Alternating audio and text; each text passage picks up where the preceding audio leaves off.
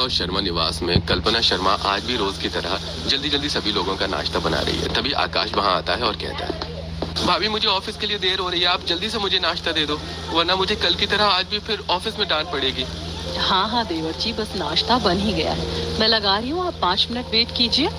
पीछे से कल्पना की नंद शिल्पा आती है और कहती है, भाभी मेरी कॉलेज की फाइल नहीं मिल रही, प्लीज आप ढूंढ कर दे दो। हाँ हाँ शिल्पा, तुम लोग नाश्ता करो, तब तक मैं तुम्हारी फाइल ढूंढ दूंगी। ऐसा कहकर कल्पना सभी के लिए नाश्ता लगाती है, फिर कमरे में जाकर शिल्पा की फाइल ढूंढ कर लेकर आती है और शिल्पा को देती है। तभी कल्पना की सास आवाज लगाती है, अरे कल्पना बहू, जरा अपने ससुर की दवाइयाँ उन्हें दे दे, वरना नाश्ता करने के बाद भूल जाते हैं खाना। ठीक है माँ जी, आप लोग भी नाश्ता कीजिए, मैं दवाई ला देती हूँ। सभी लोग नाश्ता करने के लिए बैठ जाते हैं। कल्पना अपने ससुर जी की दवाइयाँ लेकर आती है और उन्हें देती है। तभी कल्पना का पति कहता है, कल्पना मेरा नाश्ता तो हो चुका है, तुम जल्दी से मुझे टिफिन दे दो, मुझे देर हो रही है। हाँ हाँ, बस 2 मिनट में अभी लेकर आती हूँ।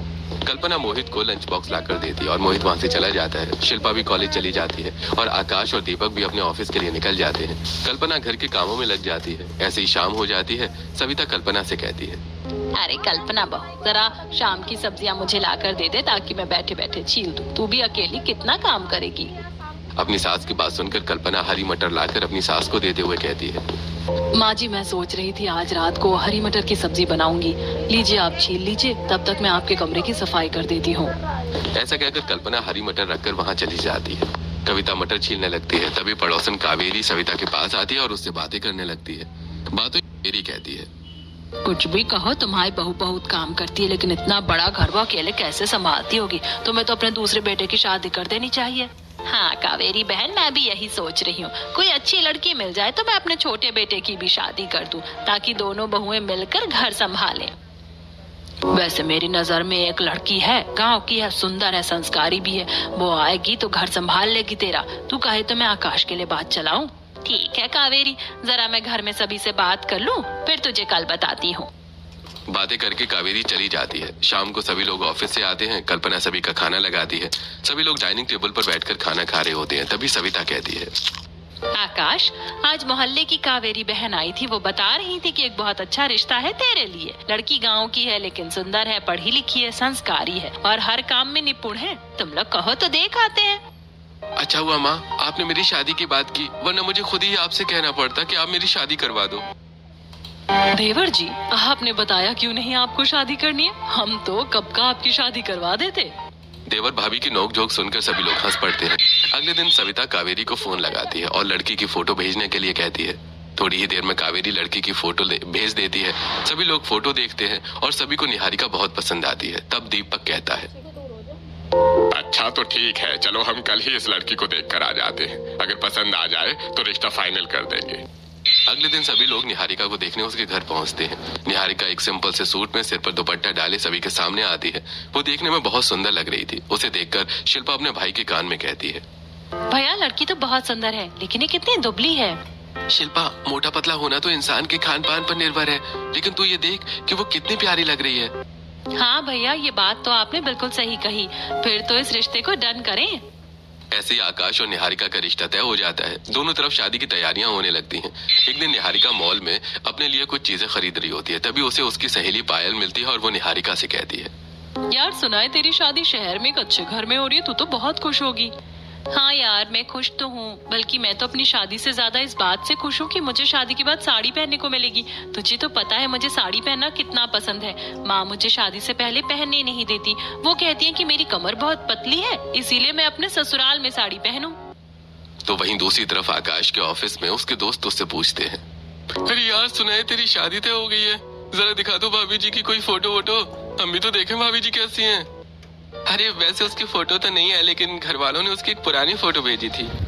आकाश अपना मोबाइल गैलरी खोलकर उन्हें निहारिका की फोटो दिखाता है, जिसमें उसने साड़ी पहन रखी थी और वो बहुत सुंदर लग रही थी। ये देखकर मोहन कहता है, यार सचमुच भाभी तो बहुत सुंदर है, इतनी दुबली पतली है, अच्छी लड़की ढूंढी है तूने अपने लिए। समय बीतता है और आकाश और निहारिका की शादी का दिन भी आ जाता है। निहारिका ने अपनी शादी में एक बहुत सुंदर साड़ी पहनी थी, जिसमें उसकी पतली कमर साफ दिखाई दे रही थी। शादी के मंडप में सभी लोग निहारिका के बारे में बात कर रहे थे। देख रही है सेजल, नई दुल्हन कितनी सुंदर है और उसकी कमर तो कितनी पतली है। हाँ यार तू सही कह रही है, लेकिन धीरे धीरे बोल। अगर हमारे पतियों ने सुन लिया तो वो भी देखने लग जाएंगे। वैसे भी पिज्जा बर्गर खाकर हमारी कमर तो मोटी हो गई है।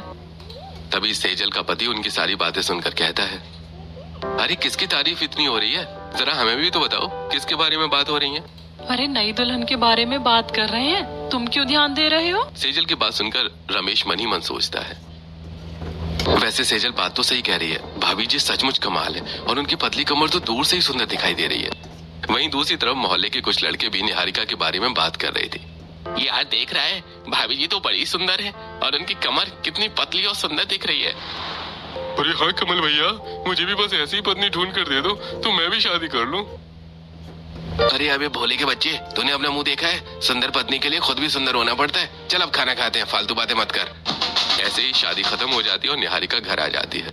कल्पना निहारिका की आरती उतारते हुए कहती है, आइए देवरानी जी, कलश गिराकर गृह प्रवेश कीजिए। निहारिका कलश गिराकर घर प्रवेश करती है। उसके बाद वो अपने कमरे में जाकर आराम करती है। अगली सुबह निहारिका सोकर उठती है और नहा धोकर सबसे पहले साड़ी पहनती है। साड़ी के पल्लू को वो अच्छे से इकट्ठा करके अपने कंधे पर पिन कर लेती है और वो अपने आप को आईने में देखते हुए कहती है, अरे वाह, ये हुई ना बात। मुझे साड़ी पहनना हमेशा से बहुत पसंद था, अब जाकर मुझे साड़ी पहनने का मौका मिला है। उसके बाद निहारिका सिर पर पल्लू डालकर बाहर आती है और घर के मंदिर में दिया जलाकर पूजा करती है। फिर वो हॉल में आती है और अपने सास ससुर के पांव छूते हुए कहती है, माँ पिताजी, मैं ऐसा करती हूँ कि रसोई साफ करके चूल्हे की पूजा कर लेती हूँ और आप लोगों के लिए चाय नाश्ता बना देती हूँ। अरे नहीं नहीं बहू, आज तेरा ससुराल में पहला दिन है और आज तो तेरी मुंह दिखाई की रस्म भी है। थोड़ी देर में मोहल्ले की औरतें आती होंगी तो आज तेरी जेठानी रसोई संभाल लेगी, तू कल से देखना। तभी कल्पना वहाँ आ जाती है और सभी को चाय और ब्रेड देते हुए कहती है, लीजिए आप लोग चाय और ब्रेड खाइए। देवरानी जी आप भी लीजिए। नहीं नहीं जेठानी जी, मैं सुबह सुबह चाय और ब्रेड नहीं बल्कि गर्म पानी पीती हूँ। अच्छा भाभी, मुझे लगता है आप डाइटिंग करती हैं, इसीलिए आप इतनी दुबली हो। हाँ शिल्पा, तू भी ऐसी डाइटिंग शुरू कर दे वरना बहुत जल्दी मोटी हो जाएगी। वैसे भी तू मोटी हो रही है। शिल्पा मोहित की बात सुनकर चुप हो जाती है। वहीं कल्पना भी अपनी कमर पर हाथ लगाते हुए मन ही मन सोचती है, देवरानी जी की कमर कितनी पतली है और एक मैं हूँ कि खा खाकर मेरी कमर इतनी मोटी हो गई है। मुझे भी डाइटिंग पर ध्यान देना पड़ेगा। थोड़ी देर बाद सभी औरतें मुंह दिखाई की रस्म करने के लिए आ जाती हैं। अपनी मुंह दिखाई की रस्म के लिए निहारिका ने एक सुंदर सी साड़ी पहनी थी। सभी औरतें उसे देखकर बहुत खुश होती हैं। करुणा कहती है, सविता बहन, तुम्हारी बहू तो सचमुच बहुत ही सुंदर है। साड़ी भी इसने बहुत अच्छे तरह से पहन रखी है, वरना आजकल की लड़कियों को तो साड़ी पहनना आता ही नहीं है। ये सुनकर निहारिका बहुत खुश हो जाती है। मुंह दिखाई की रस्म के बाद सभी औरतें वापस चली जाती हैं। ऐसे ही आज का दिन बीत जाता है। अगले दिन सुबह निहारिका जल्दी उठती है, पूजा करती है और अपने सास ससुर के पांव छूती है और फिर कहती है, माँ जी, अब मैं आप लोगों के लिए रसोई में जाकर नाश्ता बना लेती हूँ। हाँ बहू, और कुछ मीठा भी बना लेना। आज तुम्हारी पहली रसोई की रस्म है ना, तो मीठा बनाना शुभ होता है। निहारिका रसोई में जाती है और सबसे पहले वो चूल्हे पर स्वास्तिक बनाकर गैस चूल्हे की पूजा करती है और फिर नाश्ता बनाना शुरू करती है। तभी कल्पना वहाँ आ जाती है और निहारिका को इस तरह से काम करते देखकर कहती है, अरे देवरानी जी, आप आ गई रसोई में। आज से पहले मैं सब कुछ अकेले ही संभालती थी, बड़ी दिक्कत होती थी, लेकिन अब आप आ गई हो ना, अब हम दोनों मिलकर संभालेंगे। हाँ हाँ जेठानी जी, क्यों नहीं, मैं नाश्ता बना लेती हूँ, तब तक आप खाने की तैयारी कर लीजिए, फिर हम दोनों मिलकर खाना बना लेंगे। निहारिका कल्पना के साथ मिलकर घर का काम खत्म करती है।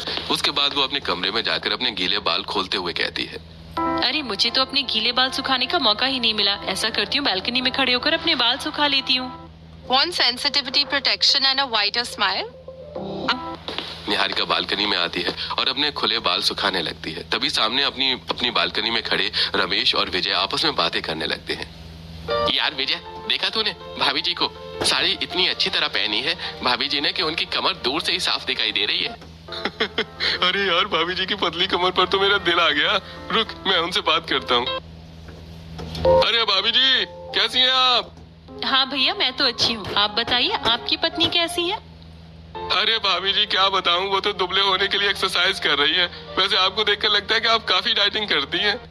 निहारिका विजय की बात को मुस्कुराकर टाल देती है और अपने कमरे में चली जाती है। तब रमेश विजय से कहता है, यार भाभी जी तो चली गई, लेकिन उनकी पतली कमर अभी भी मेरी आंखों के सामने घूम रही है। तभी रमेश की पत्नी पीछे से आती है और कहती है, क्या कहा तुमने? किसकी पतली कमर तुम्हारी आंखों के सामने घूम रही है? अरे तुम क्या सुन रही हो? मैं कह रहा हूँ कि मिट्टी मेरे आंखों के अंदर चली गई है, जरा फूंक तो मारो। अच्छा अच्छा, मैं तो कुछ और ही समझी। दिखाओ कहाँ गई है मिट्टी। बच गया मैं तो, नहीं तो ये मोटी मुझे मार ही डालती। अगले दिन निहारिका कपड़े धोकर छत पर फैलाने जाती है। सामने कुछ लड़के खड़े होकर निहारिका को देखते हैं और उसकी कमर पर कमेंट करते हैं। अरे भाभी जी, इतना काम क्यों करती हो? कहीं आपकी पतली कमर में बल न बढ़ जाए। हमें बुला लिया करो, ये छोटे मोटे काम तो हम ही कर देंगे। निहारिका अनिल की बात का कोई जवाब नहीं देती। वो जल्दी जल्दी कपड़े फैलाने लगती है। तभी कमल अनिल से कहता है, यार अनिल, भाभी जी के लिए जरा वो गाना तो चला देना, तेरी पतली कमर पर मटका भारी फूट जाएगा। निहारिका उनकी बातें सुनकर जल्दी जल्दी कपड़े फैलाती है और छत से नीचे उतर आती है। तभी आकाश निहारिका को देखकर कहता है, अरे निहारिका, मैं कब से तुम्हें ढूंढ रहा हूँ, कहाँ थी तुम? छत पर कपड़े फैलाने गई थी। बताइए क्या काम है? काम वाम छोड़ो, चलो मैं तुम्हें शॉपिंग के लिए लेकर चलता हूँ। चलो तैयार हो जाओ। ये सुनकर निहारिका बहुत खुश होती है और वो अपने कमरे में जाती है और एक ग्रे कलर की साड़ी निकाल कर बहुत अच्छी तरह पहनती है, जिसमें उसकी कमर साफ दिखाई दे रही थी। उसके बाद वो पर्स लेकर बाहर आती है और कहती है, चलिए जी, मैं तैयार हो गई हूँ। आकाश निकल ही रहा था कि तभी उसे एक फोन आ जाता है और उसे अर्जेंट काम से बाहर जाना पड़ता है। आकाश निहारिका से कहता है, निहारिका, मुझे बहुत जरूरी काम से अभी बाहर जाना है। तुम ऐसा करो कि शिल्पा को लेकर शॉपिंग के लिए चली जाओ। अगर मुझे टाइम मिला तो मैं वहां आ जाऊंगा। ऐसा कहकर आकाश चला जाता है। तब निहारिका शिल्पा के पास आकर उसे सारी बातें बताती है। शिल्पा तैयार होकर निहारिका के साथ शॉपिंग करने के लिए मॉल जाती है। वो लोग कपड़े देख रहे थे, तभी सामने खड़े कुछ लड़के कमेंट करते हुए कहते हैं, ओ यार, देख रहा है वो कितनी सुंदर लग रही है, और उसकी कमर तो देख कितनी पतली है, दूर से ही चमक रही है। हाँ यार, सचमुच इतनी सुंदर कमर तो हमारी बीवियों की भी नहीं है। वैसे ये 24 से ज्यादा की नहीं लगती। काश हमें भी पलट कर देख ले तो हमारा दिन बन जाए। अरे तो पलट कर देखने की बात कर रहा है, मैं तो सोच रहा हूँ फोन नंबर ले लूं। वैसे भी इतनी सुंदर और पतली कमर मैंने आज तक नहीं देखी। ये सब सुनकर शिल्पा अपनी भाभी से कहती है, भाभी, ये लड़की कैसे उल्टी सीधे कमेंट कर रहे हैं। चलो यहाँ से अंदर की तरफ चलते हैं। अंदर जाकर शिल्पा अपनी भाभी से कहती है, भाभी, वो लड़के आपको इतनी बुरी तरह से कमेंट कर रहे थे, आपको बुरा नहीं लगता? नहीं शिल्पा, मैं ध्यान ही नहीं देती। अब क्या करूं, मेरी कमर है ही इतनी पतली। मैंने बहुत पहले एक बार साड़ी पहनी थी, तब भी ऐसे ही कुछ लड़के कमेंट कर रहे थे, इसीलिए तो मेरी माँ मुझे साड़ी नहीं पहनने देती थी। वैसे भाभी, अगर आप चाहो तो साड़ी को अच्छी तरह फैला कर पहन सकती हो, तो आपकी कमर नहीं दिखाई देगी। छोड़ो ना शिल्पा, सबके कहने पर हम खुद को थोड़ी बदलेंगे। हमें खुद पता है कि हम अच्छे हैं, बस इतना काफी है। चलो अब घर चलते हैं। इसके बाद शिल्पा और निहारिका दोनों अपने घर आ जाती हैं। ऐसे कुछ दिन बीत जाते हैं। एक दिन सविता कल्पना से कहती है, कल्पना बहू, घर में सारी सब्जियां खत्म हो गई हैं। मेरे पैरों में दर्द है, इसीलिए तू निहारिका बहू के साथ जाकर सब्जी ले आ। ठीक है माँ जी, मैं अभी चली जाती हूँ। कल्पना निहारिका के कमरे में जाती है और कहती है, देवरानी जी, जरा मेरे साथ बाजार तो चलिए, हम सब्जी ले आते हैं। अब निहारिका एक सुंदर सी साड़ी पहनकर बाजार जाने के लिए तैयार हो जाती है और हमेशा की तरह उसकी कमर साफ दिखाई दे रही थी। वो लोग बाजार जाते हैं तो एक आलू बेचने वाला निहारिका पर कमेंट पास करते हुए कहता है, अरे यार मंजीत, आज तो मेरी आंखों ने क्या कमाल देख लिया। इतनी सुंदर कमर तो मैंने आज तक नहीं देखी। ऐसा लग रहा है कि अचानक सब्जी बाजार में ट्यूबलाइट जल गई। आलू वाले की बात सुनकर कल्पना निहारिका से कहती है, देवरानी जी, आलू वाला कैसे कैसे बातें कर रहा है। चलो जल्दी सब्जी लेकर वापस चलते हैं। निहारिका और कल्पना जल्दी जल्दी सब्जियां खरीदती हैं और वापस आने लगती हैं। वो मोहल्ले में पहुंचती है तो मोहल्ले में 3-4 लड़के खड़े थे। वो उन्हें देखकर कमेंट पास करते हुए कहते हैं, यार भाभी जी तो बहुत गजब लग रही हैं। उनकी पतली कमर तो दूर से ही चमक रही है। हाँ यार, भाभी जी एक नजर पलट कर देख ले तो मजा ही आ जाए। कल्पना लड़कों की कमेंट सुनकर कहती है, देवरानी जी, समझ में नहीं आता कि आपके साथ मार्केट निकलते ही इस गली में इतने सारे दीवाने कहाँ से आ जाते हैं। चलिए जल्दी जल्दी घर चलते हैं। ऐसा कहकर कल्पना तेज कदमों से चलने लगती है और निहारिका भी उसके साथ चलने लगती है। वो लोग घर आ जाते हैं। कल्पना फ्रिज में सब्जियां जमाने लगती है। तभी निहारिका कहती है, जेठानी जी, लगता है माँ जी के पैरों में ज्यादा दर्द है। ऐसा करती हूँ कि उनके पैरों में तेल की मालिश कर देती हूँ, तब तक आप खाना बना लीजिए। ये तो बहुत अच्छी बात है कि आप माँ जी के बारे में इतना सोचती हैं। अब निहारिका अपनी सास के कमरे में जाती है और तेल लेकर उनके पैरों में लगाते हुए कहती है, माँ जी, जब भी आपके पैरों में दर्द होता है आप मुझे बता दिया कीजिए, मैं आपके पैरों में तेल लगाकर मालिश कर दूंगी। जीती रहो बेटा, इतनी संस्कारी बहुएं मिली है मुझे। मेरा तो मन खुश हो जाता है ये देखकर। सविता ऐसा कह रही थी कि तभी पड़ोसन करुणा आती है और निहारिका को अपनी सास के पैरों में तेल लगाते देखकर सविता से कहती है, सविता बहन, अपनी बहू से अपनी सेवा करवा रही हो? हाँ हाँ, क्यों नहीं बहन, बड़ी संस्कारी है मेरी बहू, बहुत ख्याल रखती है मेरा। आजकल ऐसी बहुएं मिलती कहाँ है। अरे ऐसी कैसी संस्कारी सविता बहन, जरा अपनी बहू के बारे में थोड़ा और पता रखा करो। तुम्हारी छोटी बहू की पतली कमर पर मोहल्ले के मर्द दीवाने हो गए हैं। बस जहाँ देखो तुम्हारी बहू की पतली कमर के चर्चे हैं। करुणा बहन, इसमें भला मेरी बहू की क्या गलती है? और मुझे लोगों की बातों से कोई फर्क नहीं पड़ता। सविता ऐसा कहकर करुणा का मुंह बंद कर देती है। उसी समय वहाँ आ चुका आकाश भी पीछे खड़ा होकर ये सारी बातें सुन रहा था, लेकिन वो बात को टाल देता है। ऐसे कुछ दिन बीत जाते हैं और एक दिन दीपक सभी लोगों से कहता है, अरे तुम लोगों को याद है ना कि आज हमें मेहरा जी के यहाँ उनकी बेटी की शादी में जाना है। चलो सब लोग जल्दी से तैयार हो जाओ, वरना हमें वहाँ पहुँचने में देर हो जाएगी। हाँ जी, आपने अच्छा याद दिलाया। निहारिका, कल्पना, शिल्पा, तुम तीनों जल्दी से तैयार हो जाओ क्योंकि तुम्हें ही तैयार होने में समय लगेगा। सविता की बात सुनकर सभी अपने अपने कमरे में जाकर तैयार होने लगते हैं। निहारिका एक रेड कलर की साड़ी पहनती है और साड़ी को अच्छे से ड्रेसअप करती है। अपनी कमर को पूरी तरह शो करते हुए साड़ी में पिन लगा देती है। फिर वो तैयार होकर अपने परिवार के साथ शादी में जाती है। थोड़ी देर बाद एक खाली टेबल को देखकर वो शिल्पा कहती है, माँ, पिताजी, चलिए हम लोग उस टेबल पर बैठकर खाना खाते हैं। सभी लोग टेबल पर बैठ जाते हैं। तभी वेटर खाना सर्व करता है। सभी लोग खाना खाने लगते हैं। तभी आकाश कहता है, बस माँ, मैं खाना खा चुका हूँ, मैं हाथ धोकर आता हूँ। ऐसा कहकर आकाश हाथ धोने के लिए पार्टी के किनारे लगे बेसिन के पास जाता है। तभी वो सुनता है कि वहाँ दो लड़के खड़े होकर कमेंट कर रहे थे, यार कमल, तूने निहारिका भाभी को देखा कि नहीं? आज तो भाभी जी रेड कलर की ड्रेस में गजब ही लग रही हैं। हाँ यार, मैंने देखा। क्या पतली कमर है उनकी, दूर से ही चमकती हुई दिखाई देती है। बस यार एक बार उनसे बात हो जाए। ये सुनकर आकाश बहुत गुस्सा हो जाता है। वो उन दोनों के पास जाता है और कमल और अनिल दोनों को पकड़ कर कहता है, क्या बात कर रहे थे तुम दोनों मेरी पत्नी के बारे में? हाँ, जरा आप बोल कर दिखाना। अरे आकाश, कॉलेज छोड़, हमें बोलने से अच्छा अपनी पत्नी को बोल जो अपनी कमर खोलकर घूमती है। आकाश उन्हें मारने ही जा रहा था कि तभी उसके परिवार के सभी लोग वहां आ जाते हैं और आकाश को पकड़ लेते हैं। उसके बाद आकाश निहारिका का हाथ पकड़कर कहता है, कोई जरूरत नहीं है तुम्हें किसी पार्टी में जाने की। चलो घर चलो और आज के बाद घर पर ही रहना। आकाश खींचते हुए निहारिका को घर ले आता है और हॉल में छोड़कर वो अपने कमरे में चला जाता है। पीछे से घर के बाकी सारे लोग भी वहां आ जाते हैं। मोहित सभी लोगों को सारी बातें बताता है। फिर निहारिका को समझाते हुए कहता है, निहारिका, अभी आकाश गुस्से में है, लेकिन तुम चिंता मत करो, जल्दी उसका गुस्सा ठंडा हो जाएगा। मोहित के ऐसा कहने के बाद सभी अपने अपने कमरे में जाते हैं। निहारिका भी अपने कमरे में जाती है। वो देखती है कि आकाश सो चुका है। अगले दिन सुबह रसोई में जाकर खाना बनाते हुए अपनी जेठानी से कहती है, जेठानी जी, कल आकाश का व्यवहार मेरे लिए बिल्कुल भी अच्छा नहीं था। मुझे बहुत बुरा लगा। कोई बात नहीं देवरानी जी, पति का गुस्सा तो थोड़ी ही देर का होता है, आप चिंता मत कीजिए। अब दोनों मिलकर खाना बनाने लगती हैं। नाश्ता करके कॉलेज के लिए निकल जाती हैं। कॉलेज पहुंचकर वो अपनी सहेली प्रियंका से मिलती है। तब प्रियंका शिल्पा से कहती है, यार शिल्पा, मैंने सुना कि तेरी भाभी बहुत सुंदर है और उनकी बहुत पतली कमर है। जरा मुझे भी तो उनकी फोटो दिखा। प्रियंका की बात सुनकर शिल्पा प्रियंका को निहारिका की फोटो दिखाती है। उसे देखकर प्रियंका कहती है, यार शिल्पा, तेरी भाभी तो सचमुच बहुत सुंदर है और सच ही सुना है मैंने लोगों से कि उनकी पतली कमर के पूरे मोहल्ले के मर्द दीवाने हैं। भाई, इतनी सुंदर कमर है तो मोहल्ले के मर्द तो दीवाने होंगे ही। वैसे प्रियंका, ये सब तुझे किसने बताया? यार, तेरे मोहल्ले का ही एक लड़का है, रोनित। वो तो ये भी कह रहा था कि तेरी भाभी का नंबर है उसके पास और तेरी भाभी उससे रोज बातें करती है और छुप छुप कर मिलती भी है।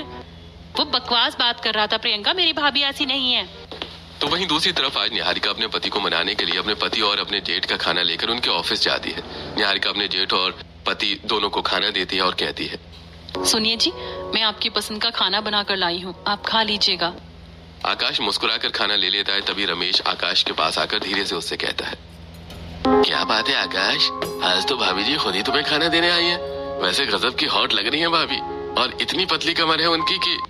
रमेश की बात सुनकर आकाश उसे घूर कर देखता है और वहां से चला जाता है। शाम को आकाश घर आता है और हॉल में बैठकर सभी लोगों के सामने निहारिका से कहता है, निहारिका, तुम अपनी साड़ी का अपनी कमर को ढककर नहीं पहन सकती? पूरे मोहल्ले के मर्द तुम्हारी दीवाने बने फिर रहे हैं। जहाँ देखो तुम्हारी कमर की बातें होती हैं। हाँ भैया, आप सही कह रहे हो। ऐसी कुछ बातें तो मेरे कानों तक भी आई थी। बल्कि मैंने तो ये भी सुना था कि मोहल्ले का वो जो रोनित है ना, उसके पास भाभी का नंबर भी है और उसकी फोन में भाभी की फोटो है। मेरी सहेली तो यहाँ तक कह रही थी कि वो भाभी से बात भी करता है। नहीं आकाश, ऐसी कोई बात नहीं है। अगर आप लोगों को मेरा साड़ी पहनना पसंद नहीं है तो मैं साड़ी नहीं पहनूंगी, लेकिन मैं किसी से बात नहीं करती। ये मुझ पर सरासर झूठा इल्जाम है। बहू, तुझे परेशान होने की कोई जरूरत नहीं, लोगों का काम ही है कहना। आकाश बेटा, मुझे अपनी बहू पर पूरा भरोसा है। मेरी बहू ऐसा कुछ कर ही नहीं सकती। ऐसा कहकर सविता बात को खत्म कर देती है। ऐसे कुछ दिन बीत जाते हैं। एक दिन रोनित शिल्पा के नंबर पर निहारिका की अलग अलग तरह की फोटो भेजता है। ये देखकर शिल्पा मन ही मन सोचती है, आखिर रोनित मुझे ये भाभी की फोटो क्यों भेज रहा है? शिल्पा निहारिका के कमरे में जाकर निहारिका की सारी फोटो दिखाती है। ये सब देखकर निहारिका कहती है, नहीं शिल्पा, मैं इस लड़की को नहीं जानती। इसने मेरी फोटो कब ले ली मुझे ये भी नहीं पता। कोई बात नहीं भाभी, आप परेशान मत हो, मैं सच्चाई का पता लगा कर ही रहूंगी। अगले दिन शिल्पा अपनी दोस्त को सारी बातें बताते हुए कहती है और सच्चाई का पता लगाने के लिए कहती है। प्रियंका भास्कर को फोन लगाती है और सारी बातें बताकर उससे कहती है, भास्कर तुम रोनित के पास जाओ और उसे घुमा फिराकर सच का पता करो। शाम को भास्कर रोनित के पास जाता है और उससे बातें करते हुए कहता है, अरे रोनित, एक बात बता, मैंने सुना है कि तेरे पास निहारिका भाभी का नंबर है। आखिर नंबर आया कहाँ से? क्या सचमुच वो तुझसे मिलती है? अरे नहीं यार, हमारी ऐसी किस्मत का है कि हम निहारिका भाभी से मिल सके या फिर वो हमसे बात करें। वो तो मैंने झूठी खबर फैलाई है ताकि निहारिका भाभी खुद मुझसे बात करे। लेकिन अब तक नहीं आई। वैसे कुछ भी कहो, भाभी जी कुछ ज्यादा ही शरीफ है। भास्कर रोनित की सारी बातें रिकॉर्ड करता है और वो रिकॉर्डिंग प्रियंका को भेज देता है। प्रियंका वो रिकॉर्डिंग शिल्पा को सुनाते हुए कहती है, शिल्पा, इस रिकॉर्डिंग से एक बात तो साबित हो गई कि तेरी भाभी की इसमें कोई भी गलती नहीं है और इस रोनित के बच्चे को तो हमें सबक सिखाना चाहिए। नहीं प्रियंका, हमारी इसमें कोई जरूरत नहीं है, मेरे भाई ही इसके लिए काफी है। ऐसे तो तेरा बहुत बहुत शुक्रिया जो तूने मेरे लिए इतना सब कुछ किया। अरे इसमें शुक्रिया की क्या बात है यार, मैं तेरी दोस्त हूँ, तेरे लिए इतना तो कर ही सकती हूँ। अब शिल्पा घर आकर सभी को सारी बातें बताती है और वो रिकॉर्डिंग भी सुनाती है। ये सब सुनकर सभी लोग बहुत गुस्सा होते हैं। उसके बाद मोहित और आकाश मोहल्ले के नुक्कड़ पर पहुंचते हैं जहाँ रोनित चाय पी रहा था। मोहित उसके पास जाकर उसकी कॉलर पकड़ता है और कहता है, मेरे घर की बहू को बदनाम करते हो? मैं तुझे अभी पुलिस स्टेशन ले चलता हूँ, तेरे खिलाफ सारे सबूत है मेरे पास। आकाश रिकॉर्डिंग चालू कर देता है। अपनी सारी रिकॉर्डिंग सुनकर रोनित डर जाता है और हाथ जोड़कर माफी मांगते हुए कहता है, मुझे माफ कर दीजिए मोहित भैया, आकाश भैया, मैंने गलती से ऐसा बोल दिया। आज के बाद ऐसी गलती कभी नहीं करूंगा। तेरी वजह से मेरी बीवी को इतनी परेशानी हुई है, घर चलकर मेरी बीवी से माफी मांग। आकाश और मोहित दोनों गुस्से में उसे खींचते हुए घर ले आते हैं और धक्का देकर छोड़ देते हैं। तब रोनित निहारिका से माफी मांगते हुए कहता है, मुझे माफ कर दीजिए भाभी जी, सब मेरी गलती थी। भाभी नहीं, दीदी बोलकर माफी मांगो। हाँ दीदी, मुझे माफ कर दीजिए, मेरी ही गलती थी, मुझे ऐसा नहीं करना चाहिए था। मैंने आपकी अलग अलग जगह फोटो खींची और आपके बारे में गलत फहमी फैलाई। आज के बाद मैं ऐसा कभी नहीं करूंगा। निहारिका रोनित को माफ कर देती है। उसके बाद वहां से वो सिर पर पैर रखकर भाग जाता है। फिर आकाश निहारिका से कहता है, आई एम सॉरी निहारिका, मैंने तुमसे बुरा व्यवहार किया, इसमें तुम्हारी कोई गलती नहीं थी, मुझे ऐसा नहीं करना चाहिए था, मुझे माफ कर दो। आकाश, माफी तो मुझे तुमसे मांगनी चाहिए। मैं ही अपनी कमर को कुछ ज्यादा ही दिखाकर साड़ी पहनती हूँ। आज के बाद मैं अपनी कमर को ढककर साड़ी पहनूंगी। निहारिका की बात सुनकर सभी खुश हो जाते हैं और इस तरह निहारिका अपनी कमर ढककर साड़ी पहनना शुरू कर देती है। उनके जीवन में सब कुछ ठीक हो जाता है।